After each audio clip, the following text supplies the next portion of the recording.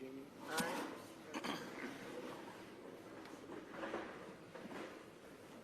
Well, thank you very much. It's a little cold outside, but you're getting used to the cold. And one of the things that are very important to me, and one of the reasons I'm happy that we won so convincingly, is to help North Carolina get fixed up. They supported us in record numbers, and I'm supporting them in record numbers too. And they had me set. I wanted to go to Los Angeles and see what was going on with California, why they aren't releasing the water. Millions and millions of gallons of water. They're sending it out to the Pacific. Someday somebody's going to explain that one. In the meantime, they have no water in Los Angeles where they had the problems. So we're going there. But I said, well, what about North Carolina? Well, you could do that. No, I can't. I said, we're stopping in North Carolina first, and then we're going to Los Angeles. And we just appreciate the outpouring of love that we've had here. Laura was, as you know, very instrumental in the campaign. And she lived here and is loved, and we appreciate it. And Michael Whatley has been incredible, wherever Michael is. Hello, Michael. Michael Whatley has been great, and your congressmen have been great. And what we thought we'd do is take a quick look around. First, we wanted to do this. I want to say that we're very disappointed in FEMA. Your new governor, it's not his fault. He's brand new to the whole situation. But we're going to work together with the governor. We're going to work together with the senators. But really, we're going to work a lot with your congressmen, especially the three that are in the area, and Michael Whatley. And I'd like to put Michael in charge of making sure everything goes well. And Franklin Graham has been unbelievable. We've made a big contribution to Franklin, and we'll continue to do so. But I've been hearing nothing but praise for the job that Samaritan's Purse has done with Franklin, and we appreciate it. Where is Franklin? He's around here someplace. And that good-looking guy, he's always been a good-looking guy. His father was a good-looking guy, too, I'll tell you. We loved his father, right? I saw his father in the latter years, and I said, well, he doesn't have long to go. He was having a hard time, and he lived about 3 or 4 years after that, right? They say it was good stock. He had the ultimate good stock. But I want to thank you, Franklin. You've been fantastic here, and everywhere he goes, he's always the first one I see. People don't realize it, how good it is. A lot of people, they go, well, maybe it's for the people that he's got, and you guys know because you're here, but the people that he's got have done amazing work. So I just want to thank everybody. We're going to get over and take a look. We'll say a few words. I do want to introduce some of the people that we have. And our First Lady, we'll start with our First Lady. She wanted to be here because of North Carolina, and then I said, well, you can do that, but you're going to have to come to California, too. And she said, that's okay. And we got to fix that one up, too. Do you ever see anything like that one? It's, who would have thought that could have happened? So, Governor Josh Stein, thank you very much. We appreciate it. And we're going to have a very long and good relationship. Representatives, maybe stand up, if you would, so the press can see. Representatives Chuck Edwards. Chuck, thank you. Thank you, Chuck. Tim Moore. Virginia, you know Virginia Fox, a legend. She is such a powerful woman. Pat Harrigan. Pat, thank you very much. Your Agriculture Commissioner, who I hear is excellent, Steve Troxler. Steve, thank you very much. Good job, Steve. You got plenty to do, right? More than you ever thought. North Carolina Speaker Dustin Hall. Thank you, Dustin. Thanks, Dustin. Very good. House Majority Leader Brendan Jones. Brendan, thank you very much. We're making progress, Brendan. State Representatives Dudley Green, Carl Gillespie. Thank you very much, fellas. Good. Good. Thank you very much. State Senators Kevin Corbin, Warren Daniel. Thank you. Thank you very much, Kevin, Warren. And County Commissioner Jennifer Best. Thank you, Jennifer. Thank you. So Hurricane Helene was one of the worst natural disasters in American history. It was far worse than it was even billed. I have never seen such water damage. It was largely water damage, wind damage, but water damage nobody's ever seen. I've been here, as you know, numerous times, but now I'm here in a position where we can do something, meaning I've been in office for 4 days, and I wanted to come sooner, but actually they had a little problem with getting logistically in here, but I would have been here even sooner. 104 North Carolinians have lost their lives. Is that now a fairly firm number, or are they still finding people? You know, what do you think? They're still finding people? Pretty much okay? It's a lot of people. 104 people lost their lives. 73,000 homes were severely damaged or destroyed. And I'll tell you, I've been to a lot of them, and this was like lots of hurricanes in one. I've never seen such damage done by water. And the water came, it was violent, and it left, and there was like nothing left. It's really pretty amazing. At one point, half of the emergency calls to FEMA went unanswered. That's real bad. FEMA was not doing their job. The city of Asheville went without running water for 2 months. A whistleblower testified that some FEMA employees refused to help people who displayed Trump signs on their properties. I think that's true, isn't it? I read that. It's not nice. That's not too nice, is it?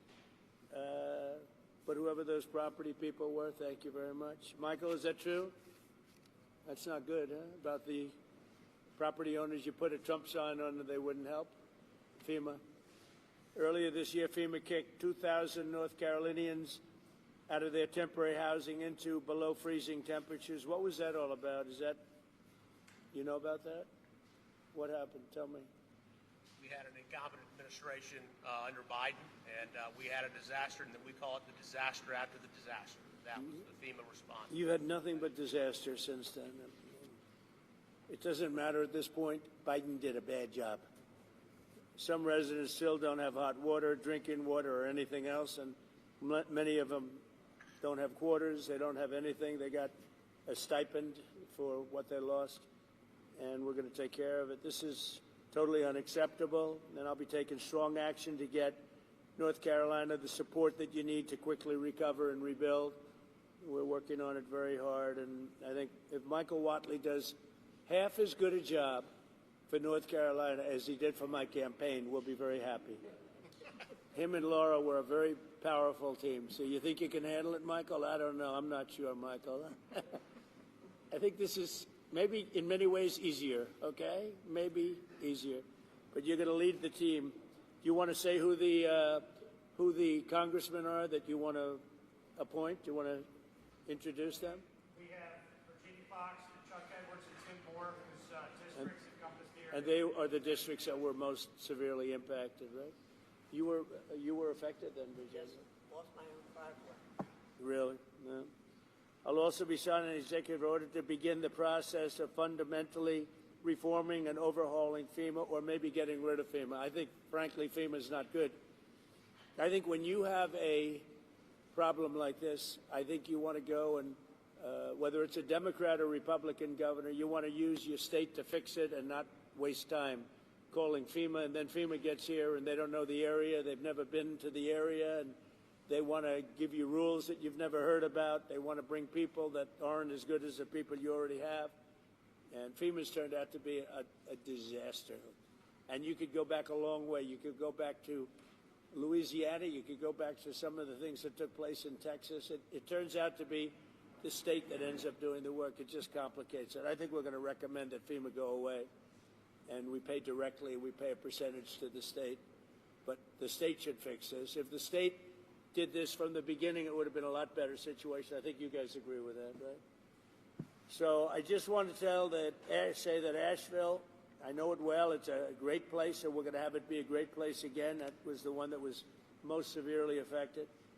But North Carolina is going to come back bigger, better, stronger than ever before. And you're going to be very thankful. And you've already seen, I know that it really began 4 days ago, but you've already seen more action than you have in the last 3 months. And we're going to get it together. We're informing the Army Corps of Engineers to get going because you have a lot of river breaks and a lot of areas that You're going to need some pretty big work. And they're on their way. They're going to be working much harder than they've been working in the past, and we're going to take care of it. Any questions from the press? Of any of the congressman, governor, anybody? Sir, are you going to sign an executive order on FEMA, getting rid of it? Can you say more about signing an executive order to get rid of FEMA, please? FEMA has been a very big disappointment. They cost a tremendous amount of money. It's very bureaucratic, and it's very slow. Other than that, we're very happy with them. Okay, and I think when there's a problem with the state, I think that problem should be taken care of by the state. That's what we have states for. They take care of problems. And a governor can handle something very quickly. You know, one of the things I've noticed, because I've been doing this for a while, and we had a pretty good FEMA, but I also noticed that when they come, they end up in arguments. They're fighting all the time over who does what. It's just not a good system. This system is so beautifully designed over 250 years approximately, you know, and we'll soon be celebrating the 250th year. It's going to be a very big celebration. But it's been designed very well, and we're going to leave it that way. When North Carolina, South Carolina, Florida, Tennessee, when everybody knows the governor of Tennessee, I think, everybody? Do you know everybody here, pretty much?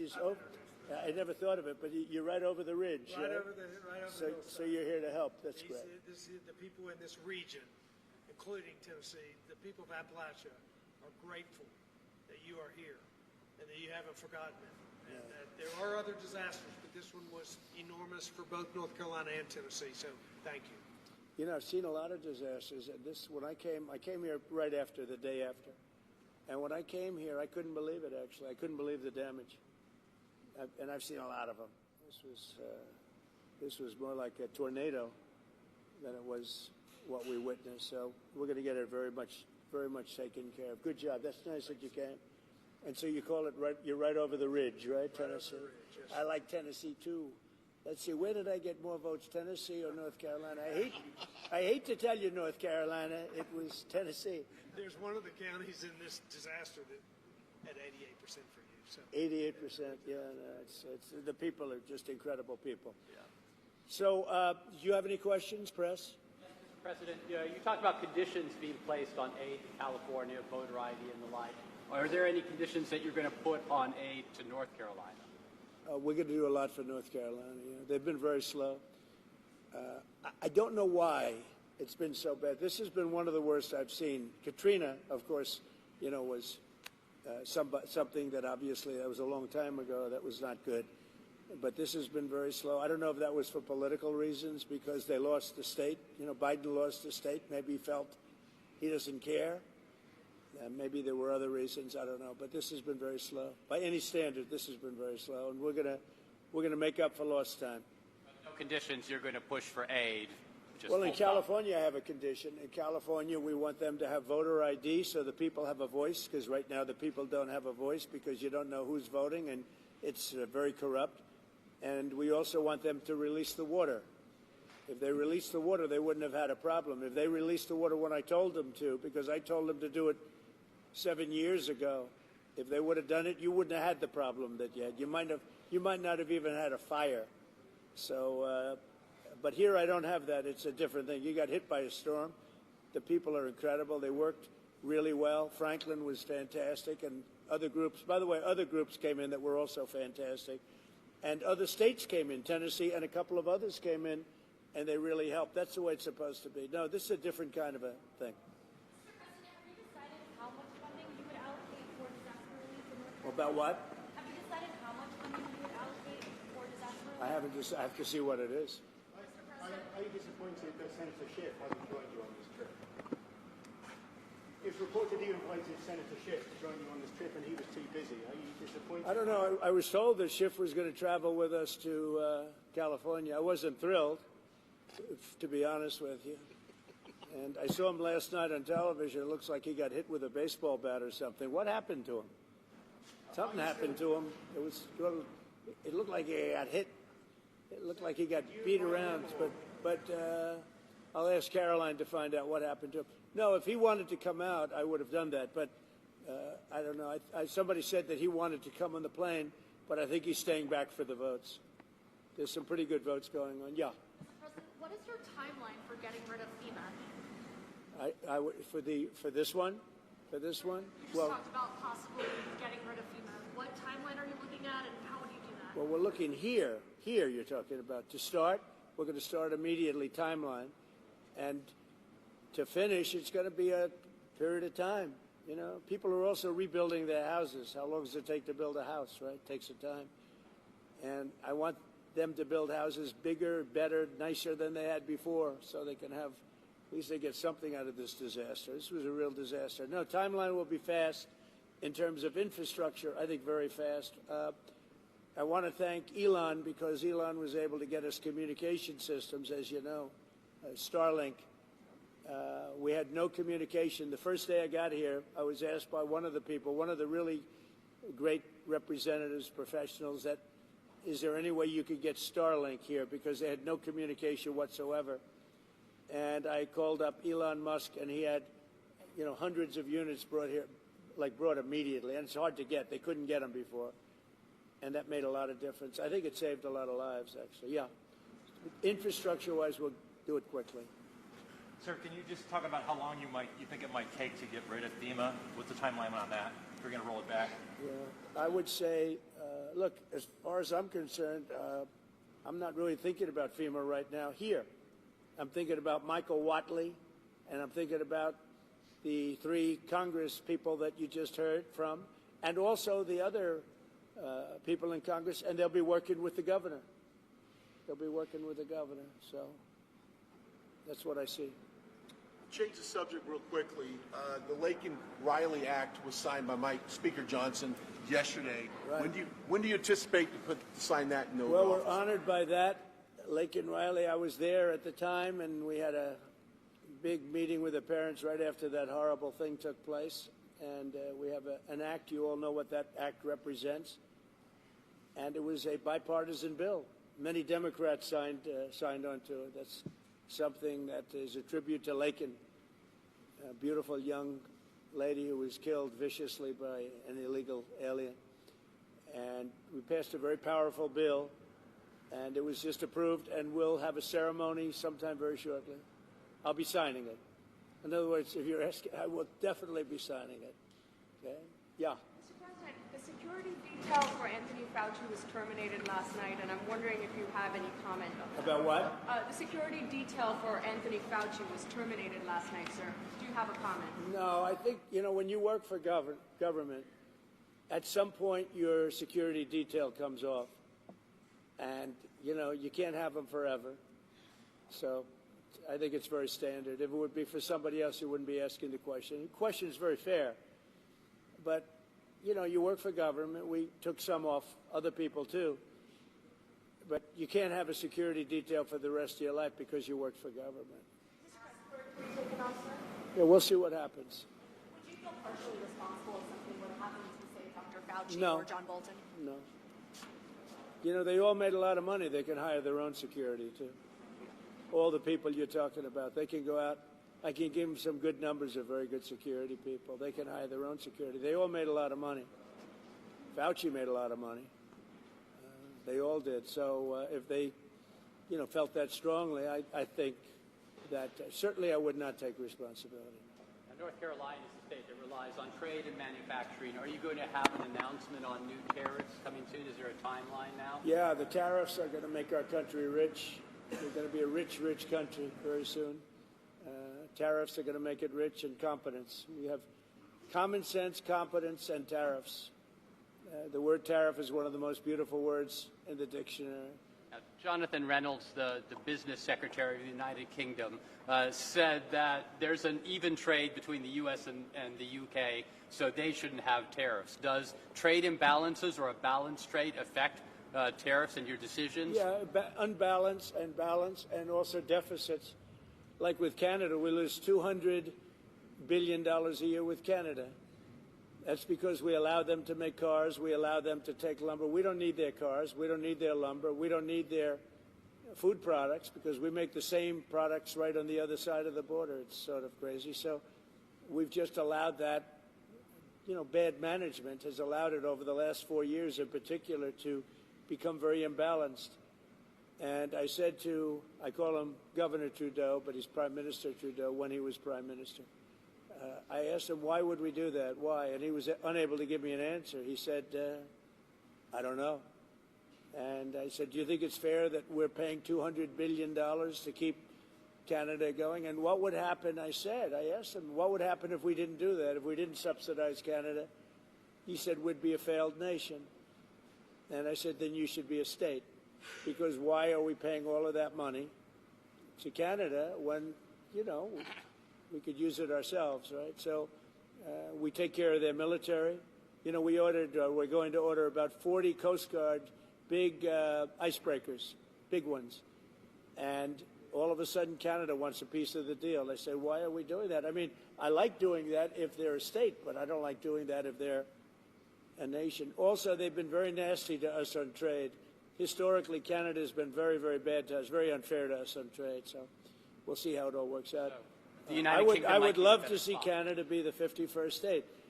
The Canadian citizens, if that happened, would get a very big tax cut, tremendous tax cut, because they're very highly taxed.